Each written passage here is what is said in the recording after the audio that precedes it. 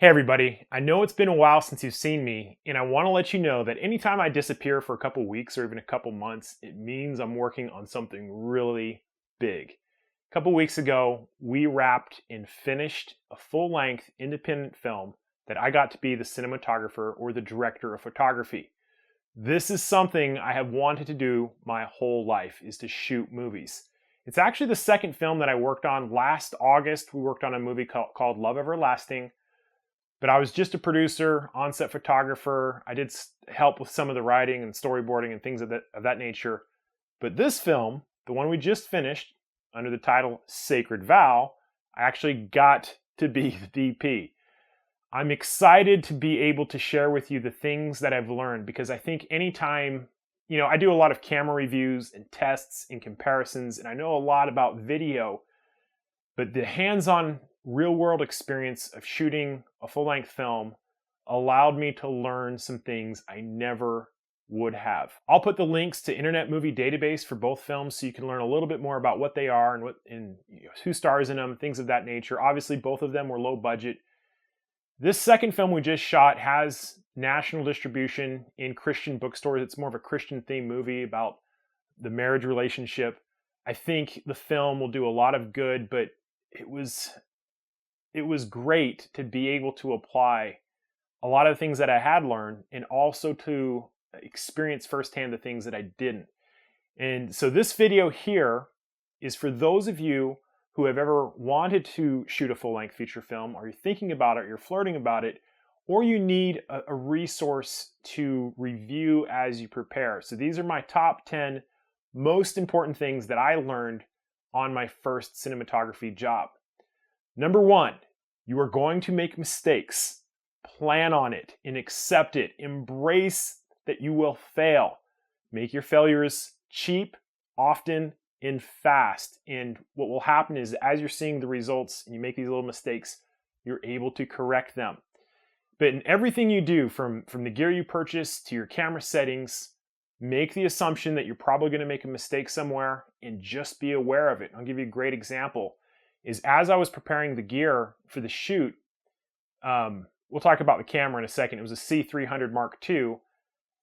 I kind of wanted just to use one CFast card because they're kind of expensive, but having two of them, just in case one of them broke, it just made me feel better. Same thing with the batteries. We're constantly changing batteries. You want to have plenty of batteries. You want to have a camera backup. You want to have lens backups. You want to have a tripod. You want backups for everything.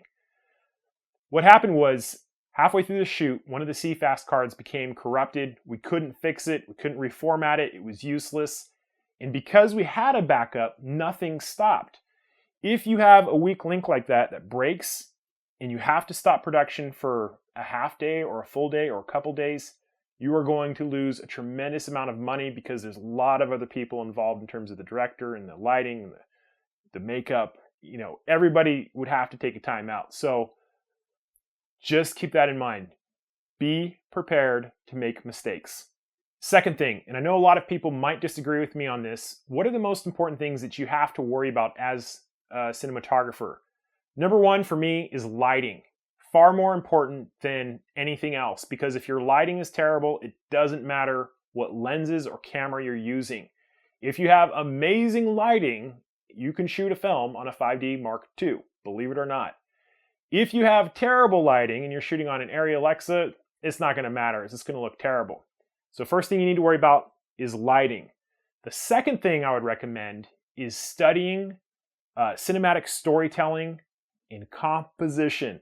Okay, so why do you want to use one shot over another shot? Why is it important in terms of the size of your character or how the camera moves? Really, really critical. Again, if you have terrible composition on an amazing camera, that's not going to matter.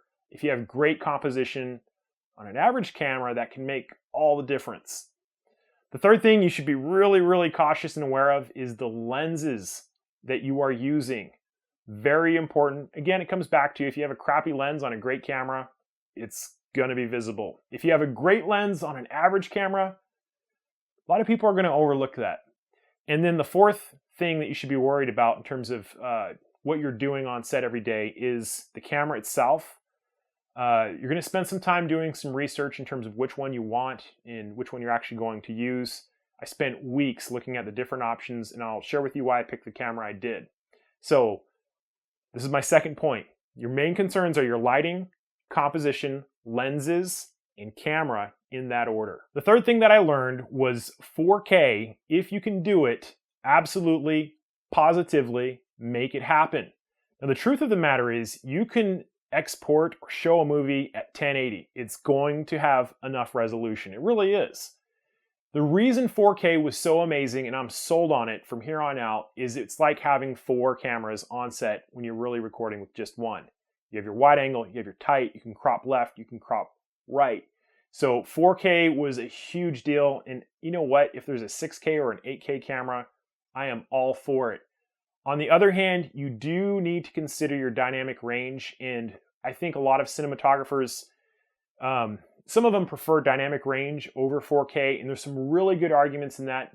But if you can get a camera that has really good dynamic range and 4K, that is the camera you should get, even if you have to rent it. Tip number 4, when in doubt, try it out.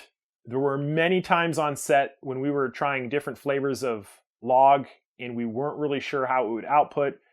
Maybe there was a mixed lighting condition, we weren't really sure how it would look. We would shoot a few seconds and look at it on a big monitor before we made decisions. That happened every day. We would do these little tests just to make sure we're on the right track.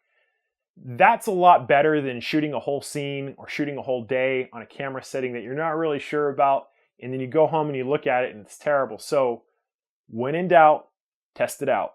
So number 5, the camera we used was the C300. And some people might say, why did you use that camera when you have a 5D Mark III or a Sony A7, an A7R II or an A6300? We actually did use those Sonys as B-roll cameras. But why did I go with the C300 Mark II? There's a lot of great reasons. We actually ended up renting it. It was about $1,000 per week. Not too expensive. It was within the budget. But the things and the reasons why I picked that camera is because it was the best tool for the job. First of all, the cameras in terms of DSLRs, mirrorless cameras for internal recording, the chroma subsampling, you're looking at 420 at 8 bits. What this really means is that for every 4 pixels, you have 1 bit of information. And the application of this is when you color correct or you add a LUT or you start pushing the colors in post, it breaks down, okay? Some people will disagree with me. I think you can shoot with a 420 camera, 8-bit, but it's going to help to be pretty much dead on in terms of your white balance and not pushing it too much. When you start pushing it, it falls apart. So the thing that I really liked about the C300 Mark II was you could shoot 10-bit 422, which is 1 bit of information for every 2 pixels at 4K internally. And the reason why that was all important is because we wanted a small, light camera that was fast and easy to set up. We were really run and gun. We didn't have a lot of time, so I didn't want to set up an external recorder and have another link in my chain that might break. I wanted internal. I wanted 4K. I wanted 10-bit 422. And the deciding factor between it and something like a Sony FS7 was it had native Canon lens mounts. I have a lot of Canon prime lenses, and it just made sense. Hey, we'll just use these EF lenses. We don't have to buy an adapter. And the icing on the cake was that Canon's color science is amazing. So those are the main reasons I went with the C300 Mark II. It was the best tool I thought for the job, and it fit within the budget. So a couple of my friends have asked me what kinds of books should they be reading if they're getting ready for their first job as DP. Number 1, The Filmmaker's Eye by Gustavo Mercado. The second one is Cinematic Storytelling by Jennifer Van Sigel. And the last one, which is really dense, it's going to take some time to go through, is The 5 C's of Cinematography by Joseph Michelli. Those 3 books, in my opinion, are going to get you off to a great start. 7. Let's talk about the lenses that I used. Mostly, they were all Canon prime lenses. We had the 24-70 2.8 version 2 and the 70-200 2.8 version 2 on set. We used them but the lenses that really performed were the Canon primes. The 14 2.8, the 24 1.4, the 35 1.4, the 50 1.2, and then we had a couple, had like a tilt shift. We had the 100 millimeter 2.8 macro. The primes were spectacular, especially the 35 1.4. It was amazing. Now the C300 is a crop sensor body at 1.5. There's no problem using full frame lenses on crop sensor bodies. Now there are some people who will disagree with me on that, and there's a lot of confusion about some of the information floating around about full frame lenses on crop sensor bodies. Hopefully I'll have a video debunking some of these rumors and myths. But the gist of it is you're going to use the best lens that you have for the job, and there's a lot more to lenses than just sharpness. Something that I learned about the lenses, if you're using EF lenses, they're not marked, they don't have gears on them, and when you follow focus, you're going to move them very short distances compared to the cinematic Canon lenses. Other than that, it's going to be very difficult, even for a trained eye, to know the difference between a Canon EF lens and a Canon cinema lens. I think 95% of all viewers would not be able to, look at the footage and know a difference between the two. It's a very little important piece of information if you can't afford the cinema lenses. Tip number 8, always check your white balance. Continually. If you are shooting outside, the sun is moving and the temperature of the sun is going to change throughout the day. If you're shooting indoors, even with calibrated lights, sometimes they're not exactly right. And the best way I think to do this is to use a color calibrator. It's basically like a light meter, only for color. Minolta has an older version you can get on eBay for about $150. We used it. And every time we set up the camera, anytime there was a change in light, we would measure the color temperature, and that allowed us to be consistent throughout the shoot. It was a lifesaver. You're going to need some special pieces of equipment. I'm sure there's plenty of great videos on YouTube. You're going to need to follow focus, which allows you to change the focus of your lens by rotating a dial. The one that I ended up using is called a Foca DP 500 Mark III. It's about $200 on Amazon. It was amazing. You're also going to need a base plate and a set of rails that are compatible with it. Matte boxes, it really depends. I think probably most cinematographers will disagree with me on the matte boxes. Matte boxes are really good for flagging out light that might be entering the lens. Definitely a huge advantage. But they also hold basically trays that would be ND filters or polarizers. If the ND filters are built into the camera, like on the C300 Mark II, then you don't need a matte box to hold ND filters. It's a switch you push on the side of the camera. I had a way of using a polarizer with step-down rings if we needed it.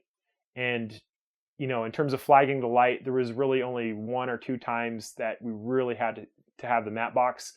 So just keep that in mind. I was kind of more towards fast camera setups and fast lens changes, and we kept on tripping over the matte box, and in the end we just kind of left it off and shot that way, and it was fine. Tip number 10. My recommendation is that if you are the DP, you need to pre-visualize the movie from start to finish long before you start shooting. I highly recommend just printing up a sheet of paper with little boxes on it, storyboarding the whole movie from start to finish, even if you're using stick figures.